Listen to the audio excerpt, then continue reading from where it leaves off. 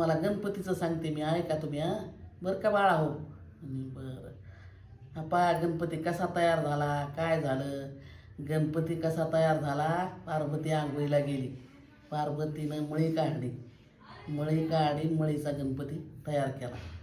तयार केल्यावर तिनं माणसावानी समजा लेकरावानीच लेकरू झालं ते. आणि मग दर्जात बसविलं, दारात बसविलं. म्हणजे बाळा कोणी येऊ देऊ नको, मी आंघोळ करायला बसले म्हणे. नाही म्हणे तू कोणाला येऊ देऊ नको. बाळानं धरलं ध्यानात. मग आता कोणी नाही आलं, पण महादेव आला. पण ते महादेवाला जाऊ द्यायला आतमध्ये.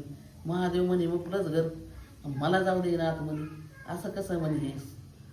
मग नाही मला आज्ञा तशी आहे, मी जाऊ देत नाही. त्याची लढाई लागली तिथं.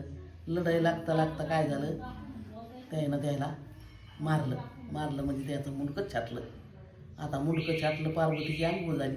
आणि पार्वती देवा असं कसं केलं तुम्ही, हे काय केलं. आता लय तुम्ही लयच अत्याचार केलं म्हणे. हे आता हे कसं करायचं, हे मला नाही जमलं म्हणे. तुम्ही करा म्हणे आता कसं काहीतरी, मला काहीतरी पाहिजे म्हणे. असं नाही म्हटलं पोरगं मला आणून द्या, काहीतरी करा म्हणतो मी. आता मग ते झाला त्याची करण की बाबा झालंच माझ्याकडून असं. मग कोणाला तरी सांगितलं, त्याची ते असतात, त्याला सांगितलं जा आणि पहिला पराण्या भेटला तर घेऊन यायचं. पहिला पराण्या त्याचं मुंडकं घेऊन यायचं. प्राणी हो गेले तर मग पहिला पराण्या त्याला कशाचा भेटला, हातीचं मुंडकं घेऊन आले. तर ते म्हणे अरे हे तर हातीचंच आणलं.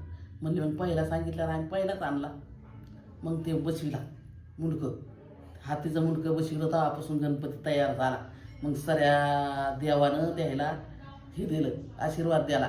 आणि सऱ्याचं बळ द्यायला आलं. असं गणपतीचं हे इतकं निधन